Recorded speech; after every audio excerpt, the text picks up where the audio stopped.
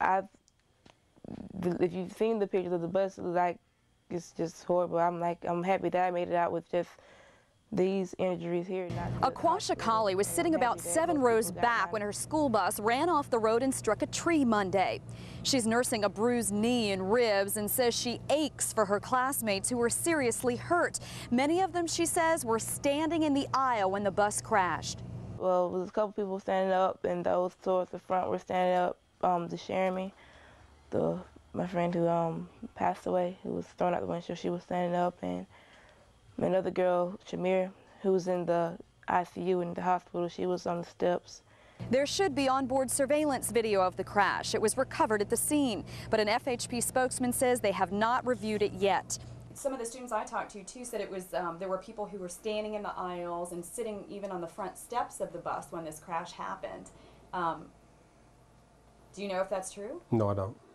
Would you have any way of knowing if that's true? Not until we got to review the tape. I could have been dead.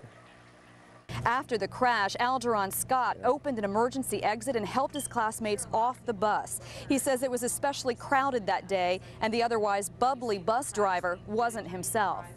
He be talking to everybody and all that, and crack jokes with students and stuff, but he ain't say nothing the whole day.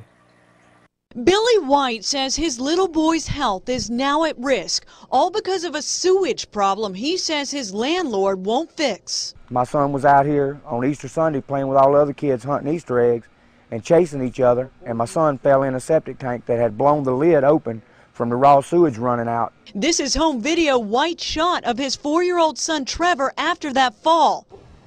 All the way up to his waist where he fell through the sewage tank. Before he was taken to the hospital. Now White's worried his son could contract a handful of diseases, or worse. Luckily, there was somebody out here. Had there not been somebody out here, he could have drowned and died right there. That is why I'm so upset. White showed us the problem. Raw sewage is overflowing in his yard and next door. I've asked my landlord for 8 months to fix this sewage that's running over on the ground. Constantly he's told me, clean your yard up and I'll fix the sewage. Well, I've cleaned it up. Once I get it cleaned up, he rides by and tells me, you're doing a good job, rides in, rides out, and I don't hear anything else out of him. He even filed this complaint with the Mobile County Health Department about the raw sewage and asked someone to help ASAP. The health department tells us they did find a failing sewage system here and raw sewage on the ground. Does this pose a health risk? Oh, obviously. Anytime that you've got raw sewage on the ground, that's the whole reason we have septic tank systems in the first place. We wanted to know what White's landlord had to say about this mess. This is Kimberly Kerr with WKRG News 5. So we gave him a call. Can you make any comments regarding the raw sewage issue there in between lot 18 and 19 and the fact that a child has fallen into a septic tank? No, ma'am, I can't comment. I'm sorry. White's landlord says he's been advised by his attorney to not comment. As for White, he says he really can't afford to move, but says he has no choice. He says his son can't live like this. My son shouldn't have to play in sewage because I won't clean my yard up. This ditch needs cleaning out very bad. It holds snake beds. With all of these bushes and garbage, Randy Lofton says it's been the perfect breeding ground for the serpents. He says he caught this one with a pole as proof. And I went back down and I gigged them and stole them up on the bank. The crawling creatures are giving other neighbors the creeps. Now I'm kind of afraid to come out of my yard. I be looking every time I come out the door now. Because, you don't never know when you might walk up on one. And when we were there, we spotted this one slithering out of the water. It's infected with snakes. While Lofton plans to get rid of this reptile, he hopes the city will work on unclogging the ditch. This morning, one of the city workers came out. He said that he was going to get around to doing it, but the machine is broke down. He can't promise me when he'll get back out here. But living next to a ditch that doesn't drain, Lofton says he can't keep up with the pests that live there. I know if the ditch was cleaned out, the snakes wouldn't be here. They won't have a house somewhere to breathe. They won't have all this, You can't even see the ditch for the debris. It's just ridiculous. Rhonda Turner thought today was moving day. I'm packed up. I'm ready to go. My utilities have been transferred from this old unit to the new unit.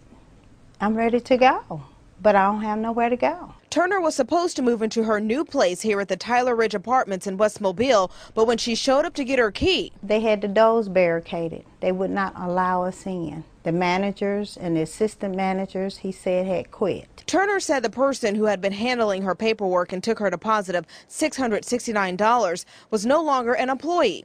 No one could give her any answers. I don't have a corporate office number to call. I've been calling the number here in Mobile. And each time I call both of the numbers, I get a recording. We went to the apartment complex to see if we could speak to someone face to face. And you haven't met the new bosses yet? No, ma'am. You hope to this afternoon? I have no idea. We tried to get some answers from temporary manager Deborah Kinder. She says she came and they claimed that they couldn't find her paperwork, and she's packed, ready to go, and has all her boxes, but she doesn't have an apartment to her knowledge. I know nothing about it. I just got here. Is this your first day on the job? Actually, I'm just filling in right now. Okay. I really can't discuss it with you. Thank you. Okay.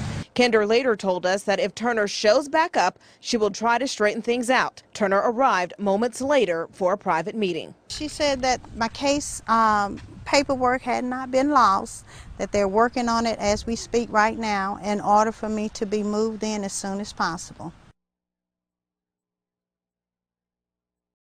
A miracle that Rudy Smith is still here to talk about what happened. I was just charging the hill, having a great ride. It was crystal clear, it was quiet. But that morning bicycle ride in Mobile turned into a nightmare when Smith was struck by a hit-and-run driver. The person who hit me basically just left me for dead.